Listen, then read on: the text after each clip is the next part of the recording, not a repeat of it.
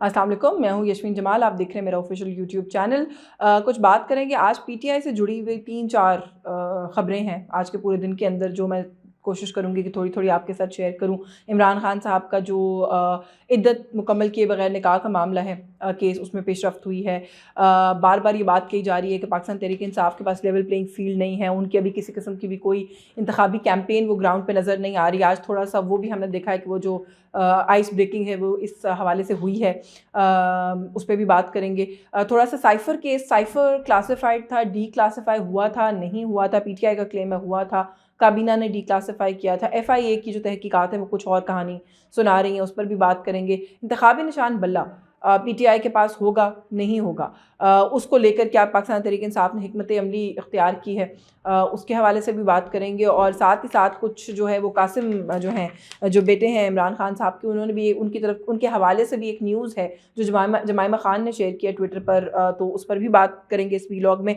And साथ ही साथ एक छोटी सी खबर है, परवेज़ खटक साहब को क्या कोई एक्स्ट्रा प्रोटोकॉल या प्रिविलेज दिया जा रहा है। ये एक शोर है जो खैबर पख्तूनख्वा में जितनी भी सियासी जमातें हैं उनकी तरफ से उठाया जा रहा है, और उसके हवाले से भी कुछ रिपोर्ट्स जो हैं वो आज आई हैं, तो थोड़ा सा उसके हवाले से भी बात करेंगे। लेकिन सबसे पहले आगाज़ कर लेते हैं इमरान खान साहब के ख़िलाफ़ जो इद्दत में जो खातून थी अभी, और उनकी इद्दत का जो वक्त है वो मुकम्मल नहीं हुआ था, उनसे निकाह यानी बुशरा बीबी से इद्दत मुकम्मल होने से पहले निकाह का जो मामला है, उस केस में ये बड़ी पेशरफ्त हुई है कि जो शिकायत कुनंदा है मोहम्मद हनीफ, उन्होंने अपना जो केस है वो वापस लेने का फ़ैसला किया है। जुडिशल मजिस्ट्रेट कुदरतुल्लाह जो हैं, उन्होंने केस वापस लेने की जो दरख्वास्त है उसको भी मंजूर कर लिया है। तो इद्दत में थी बुशरा बीबी, निकाह हुआ, ये एक कंट्रोवर्सी थी, इसको लेकर एक केस था, ये मामला चल रहा था। और मैं थोड़े दिनों से अपने व्लॉग में ये कह रही हूँ कि ऐसा लगता है कि जब भी लगता है कि कहीं से खान साहब को कोई रिलीफ मिलने वाला है, कोई ऐसी हवा चलती है या कोई ऐसा रूमर निकलता है, तो ऐसा लगता है कि उसके तोड़ की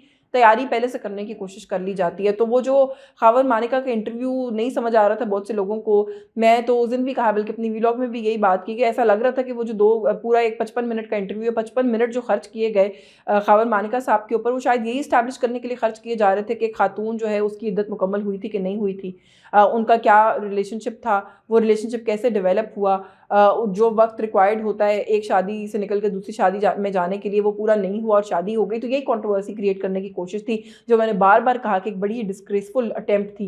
एक ऐसी खातून जो कि पॉलिटिकली एक्टिव भी नहीं है, और अगर हों भी तो ये किसी की ज़ाती ज़िंदगी है, उस पर हमने क्यों बात करनी है। बट हमने देखा कि उसके ऊपर ना से बात हुई बल्कि बहुत ज़्यादा एयर टाइम दिया गया, बल्कि कुछ खबरें ये भी आ रही हैं कि शायद मानिका साहब एक और इंटरव्यू देने की तैयारी भी कर रहे हैं, और कहीं किसी एंकर के साथ उन्होंने कोऑर्डिनेट कर लिया है, खातून एंकर हैं शायद।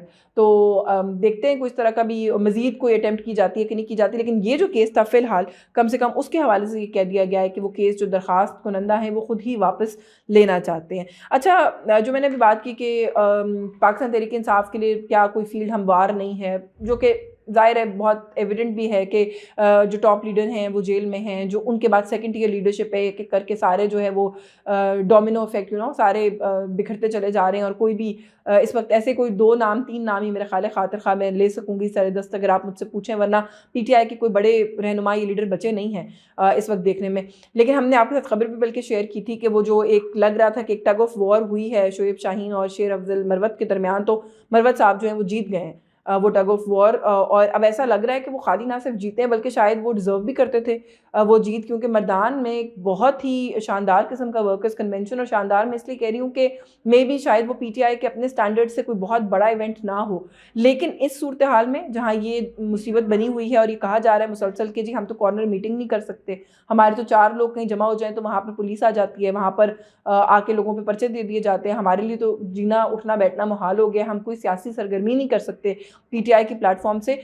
वहाँ उस तरह के माहौल के अंदर मरवत साहब का मर्दान के जैसे शहर के अंदर इतना बड़ा वर्कर्स कन्वेंशन पुल ऑफ कर लेना, मेरा ख्याल है कि मरवत साहब ने जो वो ओहदा उनको दिया गया उसको बड़ा बड़ा rightfully he is earned it now, he is proved कि शायद इस तरह की सूरत हाल के अंदर मरवत साहब जैसे इंसान की ज़रूरत थी जो कि आगे लेकर इस तरह बढ़कर इस तरह का इनिशिएटिव ले सके। बल्कि जो वहाँ पर बात की जाती रही मुसलसल वो ये कही जाती रही कि माइनस करने की कोशिश किसको की जा रही है, माइनस जो एग्जैक्ट अगर मैं ट्रांसलेशन करूँ कि माइनस होगा तुम्हारा बाप, हम तो प्लस हैं और प्लस होकर दिखाएंगे। तो लेट्स सी कि जो रिजॉल्व है जो मरवत साहब की लीडरशिप में इस वक्त, आज हमने पहली दफ़ा केपीके के किसी शहर के अंदर एक वो देखी है, एक एक्टिविटी देखी है, तो ये किस तरीके से आगे फर्दर ریزالو ہوتا ہے. گراؤنڈ پر سپورٹ تو ہم مسلسل کہہ رہے ہیں یہاں سے کہ گراؤنڈ پر سپورٹ بہت ہے.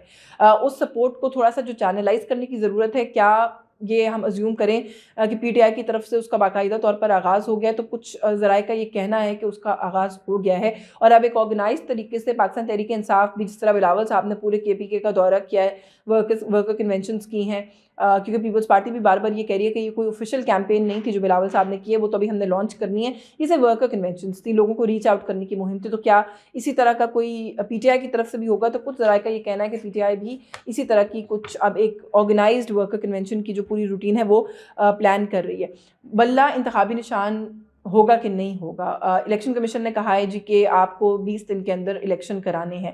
الیکشن ہوں گے نہیں ہوں گے اس کے اوپر تو ابھی کوئی حتمی بات نہیں ہے، لیکن بھرپور طریقے سے ہر قانونی فورم کے اوپر اپنے نشان کو ریٹین کرنا ہے، اپنے نشان کا دفاع کرنا ہے، اس بات کو میک شور کرنا ہے کہ بلہ کسی اور سیاسی جماعت کو نہ الاٹ ہو جائے. یہ نشان جو ہے اس کا حتمی طور پر جو لیگل ٹیم ہے اس نے فیصلہ کیا ہے.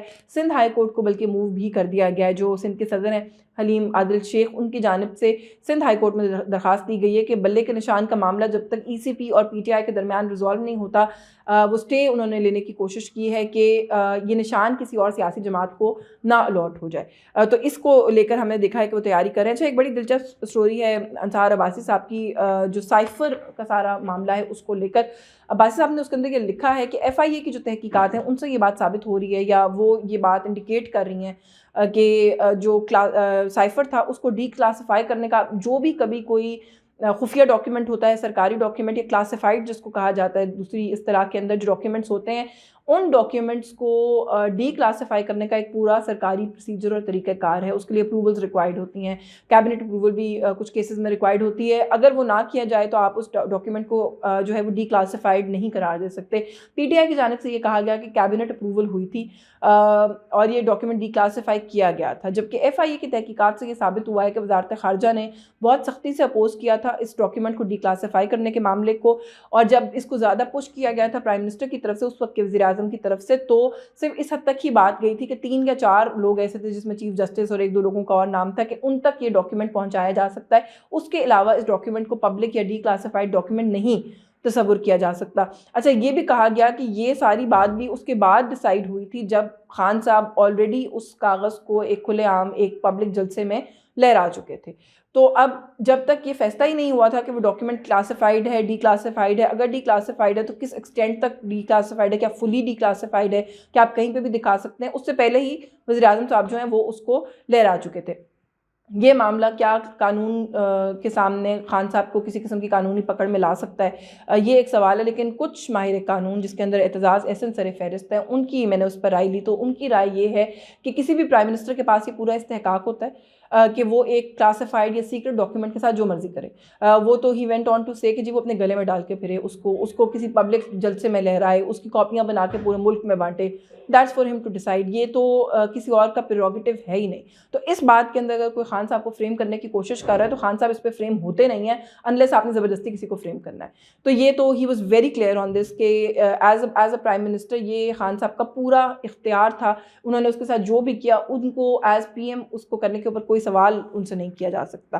اور آخر میں تھوڑا سا میں نے آپ سے کہا تھا کہ وہ پرویز خٹک صاحب کا، تو پرویز خٹک صاحب کی جو پالیٹکس ہے، ایک تو یہ کہ پاکستان تحریک انصاف پارلیمنٹیرینز پارٹی کا نام ہے، لیکن اس کا کیا وجود ہے، اس کی کیا ایکٹیویٹی ہے اس کے اندر. بلکہ میں کہوں گی کہ آئی پی پی کی پھر بھی کوئی پریزنس ہے جو doctor Firdous Ashiq Awan thanks to her, and Fayyaz ul Hassan Chohan, even Aleem Khan sahab himself, جے کے ٹی صاحب ہمسیلف، ان لوگوں کی وجہ سے، ایک مراد راس، بہت سے نام ایسے، روکھڑی صاحب ہیں، جو ان کی ایک پریزنس محسوس ہوتی ہے کہیں نہ کہیں. وہ ڈسکس بھی ہو رہے ہیں، ان کے کوئی جلسے بھی انہوں نے کچھ ایک سلسلہ آغاز کر دیا ہے لوگوں کو ریچ آؤٹ کرنے کا. ان کے لوگ ٹاک شوز پہ آ رہے ہیں تو کہیں دکھ جاتے ہیں، ان کے لوگ ٹویٹر پہ سوشل میڈیا پہ ایکٹیو ہیں تو دکھ جاتے ہیں. پی ٹی آئی پارلیمنٹیرینز کون ہیں، وہ کہاں ہیں، ان کا کیا وجود ہے. پرویز خٹک صاحب نے شروع میں جب یہ جماعت بنائی تو بڑی ہی زبردستی کو 4-10 انٹرویوز دیے بڑی مشکل کے ساتھ. ان انٹرویوز کے اندر بھی ان کے پاس کہنے کے لیے کچھ خاص نہیں تھا. میں نے خود بھی ان کا انٹرویو کیا. He didn't have much to سے.